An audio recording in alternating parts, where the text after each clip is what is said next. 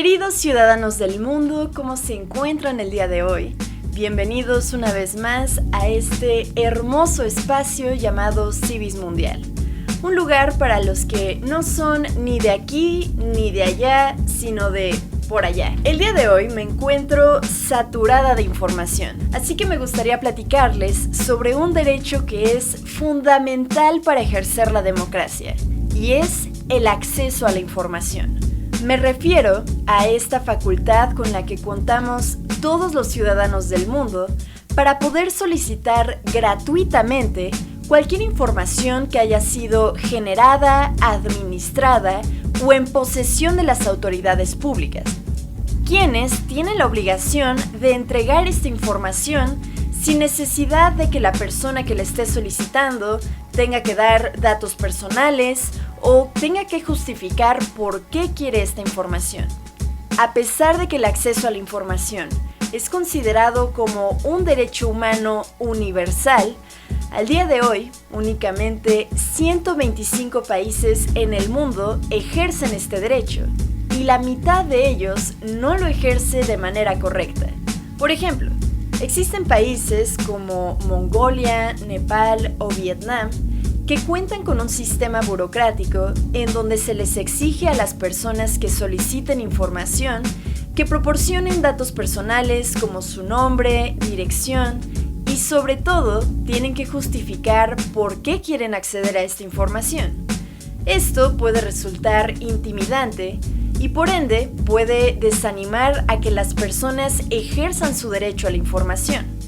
Por otro lado, los mismos gobiernos pueden negarse a las solicitudes que se hacen.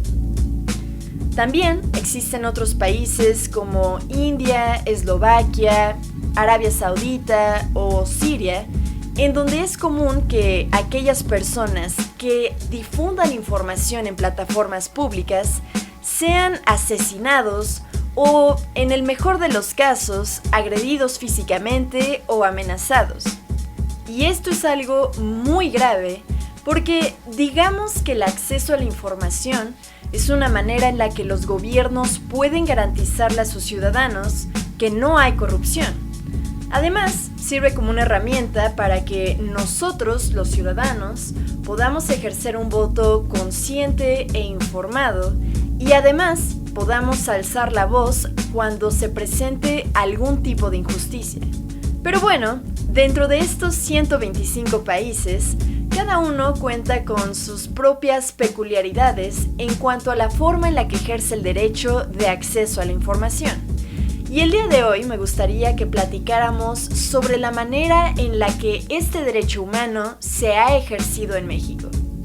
Desde 1977, la Constitución mexicana incluyó en el artículo 6 el derecho a que los ciudadanos podamos acceder de forma gratuita a la información. Sin embargo, durante estos años en la historia mexicana, existía un concepto llamado la dictadura mediática, en donde se concentraba toda la información, el espectáculo, el entretenimiento e incluso la publicidad. Y utilizo la palabra dictadura porque en aquel entonces el gobierno mexicano comenzó a crear una cultura de secretismo, en donde convirtieron tanto a la política como a la participación ciudadana en una especie de show televisivo. Algo así como lo que el presidente López Obrador está haciendo con sus mañaneras. Este secretismo se hizo mucho más palpable cuando ocurrieron diversas crisis nacionales, como la matanza de Tlatelolco, el terremoto de 1985 o el colapso económico de 1994. Fueron estos momentos en donde se visibilizó que las autoridades gubernamentales retenían aquella información que era necesaria para que el país pudiera salir adelante o que los ciudadanos pudieran denunciar los abusos que hacía el propio gobierno. Además, lo que el secretismo ocasionó no solo fue un obstáculo para la democracia, sino un impedimento para promulgar los derechos humanos en México. ¿Cuándo termina esta dictadura mediática? A principios del año 2000 surgieron dos acontecimientos que cambiaron por completo la manera en la que la información se transmitía a los ciudadanos. La primera fue el surgimiento de una nueva tecnología llamada Web 2.0, ya que permitía que los usuarios del Internet pudieran interactuar y colaborar entre sí para generar información o contenido. Y la segunda fue en el año 2002, cuando el presidente Fox promulgó la Ley de Transparencia, la cual autorizaba el acceso a información gubernamental que le había sido negada durante décadas a los periodistas, investigadores y ciudadanos. Y fue con esta nueva ley como surgió el Instituto Federal de Acceso a la Información Oficial, que ahora lo conocemos como el INAI, un organismo autónomo constitucional. Esto quiere decir que, tal y como el INE o la CNDH, no dependen de los poderes ejecutivos, legislativos o judiciales. Son completamente independientes. Y esto les permite que puedan realizar su trabajo sin ser influenciados por ningún sesgo político. Y su trabajo consiste en preservar las leyes que están escritas en la Constitución. De acuerdo con el INAI, desde su creación, que fue en el año 2003, se han presentado 2.703.000 solicitudes. Además, el INAI ha proporcionado información para investigaciones que han resultado ser controversiales, tales como el caso de Odebrecht, la estafa maestra, el escándalo de la Casa Blanca con la esposa de Peña Nieto, entre muchos otros. Y bueno, viviendo en un país tan corrupto como lo es México, el INAI resulta ser una gran herramienta, ya que nos ayuda a fundamentar nuestras demandas o denuncias que hacemos en contra de los abusos que hace nuestro gobierno. Sin embargo, el presidente López Obrador parece que no comparte el mismo cariño que los ciudadanos le tenemos al INAI.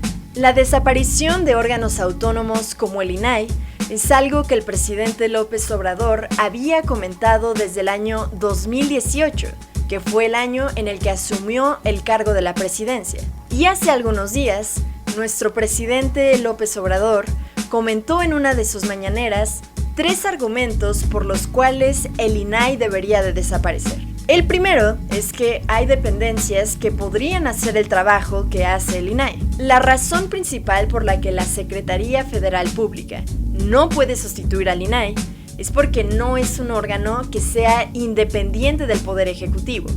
Y esto no podría garantizarnos que sea imparcial a la hora de entregarnos información o de pedirle a otra secretaría que nos entregue la información. Segundo argumento, que es muy caro. Sin embargo, según México Evalúa, el presupuesto del INAI representa el 0.01% del gasto total que tiene el gobierno en su presupuesto. Esto no quiere decir que no sea un gasto grande el que se tiene que hacer para que exista el INAI. Pero si lo comparamos con el gasto total que hace el gobierno, nos daremos cuenta que en realidad no es muy caro. Tercer argumento, que el INAI reserva información.